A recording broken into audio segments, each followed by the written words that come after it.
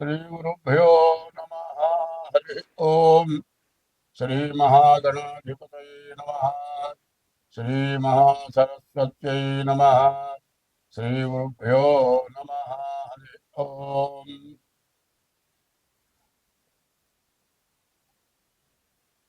वंदे शंभुमहापतिं सुरगुरुं वंदे जगत्कारणं वंदे पन्नगभूषणं मृगधरं वंदे पशूनां पतिं वंदे शौर्यशशाङ्कवक्निनयनं वंदे मुकुन्दप्रियं वंदे भक्तजनाश्रयं च वरदं वंदे शिवं శంకరం.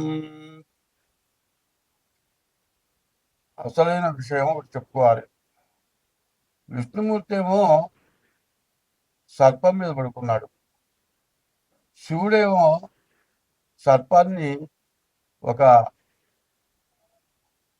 ఆభరణంగా ధరించాడు.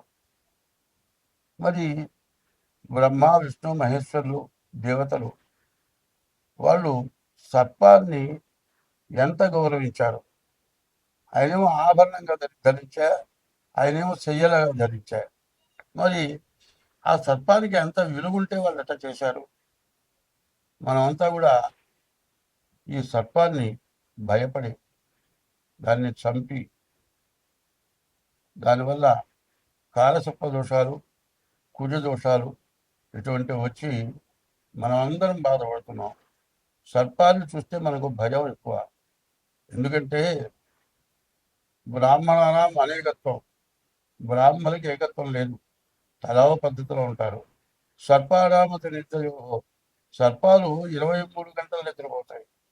1 గంటలో వచ్చి ఆహారం వెతుక్కొని తిని వెళ్ళి పడుకోవాలి.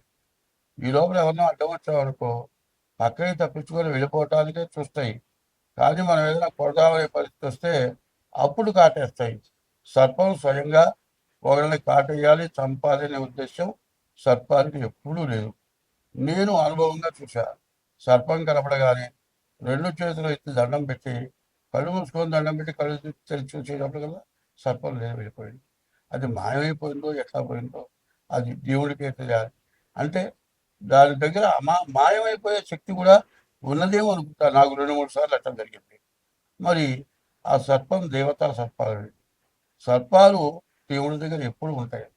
ఎవరైనా సరే పుణ్యం సంపాదించుకుంటే నీలో ఐక్యం చేసుకో, లేకపోతే నీ దగ్గరుండి నిన్ను పూజించేట్టుగా చేసుకో అని కోరుకుంటారు. అట్లాంటి దైవాన్ని దగ్గర ఉండేటువంటి కోరిక సర్పాలు కోరుకొని పూర్వపుణ్యం చేసుకోబట్టి అవి అట్లా ఉన్నాయి. ఎప్పుడు కూడా ధనం దగ్గర కూడా సర్పాలు ఉంటాయి.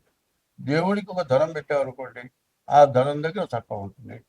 అట్లాగే ఎవరైనా డబ్బులు దాచిపెట్టారనుకోండి, ఒకప్పుడు బ్యాంకులు లేవు, దొంగలు వచ్చి దోచుకుపోయేవాళ్ళు, భూమిలో పాత పెట్టేవాళ్ళు. అటువంటి ధనం భూమిలో ఉన్న ధనం దగ్గర కూడా బాగుంటుంది. ఎవరైతే దాని అధికారులో దాన్ని తినేవాళ్ళో వాళ్ళు వచ్చి తీస్తే కానీ పక్కన తప్పుకోరు. ఇది నరసరావుపేటలో మా తాతగారి టైంలో జరిగింది. ఒక పెద్ద గంగాల నిండా బంగారపు కాసులు ఉన్నాయి. కాసులుంటే అప్పటి 3 తరాలు అయిందిట. ఎవరు ఇక్కడ పోగానే బస్సును పాములు వేస్తుంది. దాన్ని వదిలిపెట్టి 3 తరాలు వాళ్ళు ఉరుకున్నారు. 4వ తరంలో చిన్నపిల్లాడు వాడు పోయి అక్కడ పోయి డబ్బులు తీసుకుంటే పక్కన తప్పుకుంటేట వాడు జేబులో వేసుకొని పోయి స్కూల్లో చదువుకుంటూ బయట పిల్లలు కొనుక్కుంటారు, జీడీలు పప్పు చెక్క ఇట్లాంటివి అమ్ముతారే, వాళ్ళకి కాసులు ఇచ్చి కొనుక్కునేవాళ్ళు. వాళ్ళు ఆనందంగా కాసులు కాజేసేవాళ్ళు. ఓ రోజు వాడు చొక్కా అది ఉతుకుతుంటే ఒక కాసు బయట పడదుగా. అదే నీకు ఎక్కడి నుంచి వచ్చింది అంటే దాంట్లో నుంచి తీసుకున్నాను. అమ్మ పాము కలుస్తుందంటే కరవదు చూడు నేను తెస్తాను పోయి తెచ్చాడు. దాని జోలి రాదా. అప్పుడు వాళ్ళంతా ఆ బంగారం అంతా పంచుకున్నారు. అట్లాగే దైవం ఎంత గొప్పవాడో అట్లాగే సర్పం కూడా అంత విశేషమైన గొప్పది. ఎట్లా అంటే మనిషి చచ్చిపోకుండా, ప్రాణం పోకుండా ఎన్నాళ్ళు గుట్టగుట్టలాడుతూ మంచంలో ఉండిపోయి నోట్లో పోస్తే గుట్టకేస్తాడు. ఇది కూడా మంచంలో వస్తూ ఉంటాడు. అటువంటి వాడికి పాము విషం పెడతారు మందుగా, అది వెళితే బతుకుతాడు. అట్లా చాలా జరుగుతున్నాయి. ఇప్పుడు చూడండి, ఎయిడ్స్ వ్యాధికి వచ్చేప్పటికల్లా పాము విషమే ఎయిడ్స్ వ్యాధికి వాడుతున్నారు. ఇది కూడా కాకుండా ఈ తేలు మందు కొన్ని వ్యాధులు వచ్చినాయి. ఏది కుష్ఠరోగం లాంటి వ్యాధులు, అటువంటి వాటికి తేలు మందు వాడుతున్నారు. కాబట్టి భగవంతుడు యొక్క నమ్మేవాడు ఎవడైనా సరే ప్రతి జీవరాశి దైవంగా నమ్ముతారు. ప్రతి జీవరాశిని కూడా దైవంగా నమ్ముతారు. కాబట్టి ఏ జీవరాశిని చంపకూడదు. మనం వదిలిపెడితే దాని అది వెళ్ళిపోతుంది.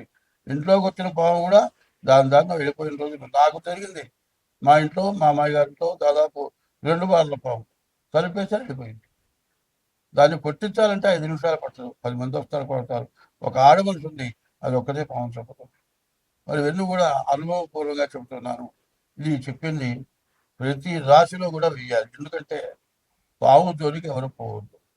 పాము జోలికి పోయినట్లయితే కాల సర్పయోగం కుజ దోషం, కాల సర్ప దోషం, కుజ దోషం వస్తుంది.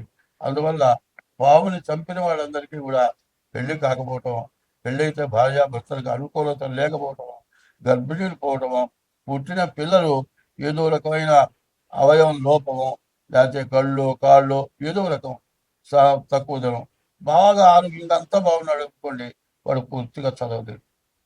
అట్లా ఏదో రకమైన ఆ పావును చంపిన ఆ పాము శాపం తగిలి ఆ పాము వల్ల చాలామంది ఇబ్బంది పడుతున్నారు. కాబట్టి దీన్ని అందరికీ తెలియపరచాలి అనే ఉద్దేశంతో ముందుగా ఇది చెబుతూ ఉన్నాను. ఇది ప్రతి రాశికి కూడా జత చేయమని మరి కమిటీ మీ దీవెనలను కోరుతూ ఉన్నాం. స్వస్తి. 2026వ సంవత్సరం మరి మీన రాశి 12వ రాశి. 2026వ సంవత్సరం మే నెల 12వ రాశి మీనరాశి. ఈ మీనరాశిని దేవుడు కూడా బాగు చేస్తాడని నమ్మకం లేదు. గోచారరీత్యా అంత చెడుగా ఉంది. శుక్రుడు ఒక్కరు తప్పితే ఏ గ్రహం బాగా నేనేం చెప్పడానికి అవకాశం లేదు. ఎట్లా ఉందంటే అసలే కోచిత, అది ఎగురుతుంది, అందరినీ వదిలిస్తుంది. దానికి సారాయి పోసేట, సారాయి తాగింది, గొప్పకి నిప్పంటించేట. ఇక ఎట్లా ఉంటుంది? ఇక దేశమే, ఆ ఊరే నాశనం చేస్తుంది. ఈ జాతకం, ఈ రాశి అంతా కష్టదశగా ఉంది. చేయాలని చేయడం కాదు, మనిషి కొంచెం కోపం ఎక్కువ, అలవాటు ఎక్కువ, అలవాటు ఉంది. అలవాటు ఉన్న వాడికి తగినవన్నీ వస్తాయి.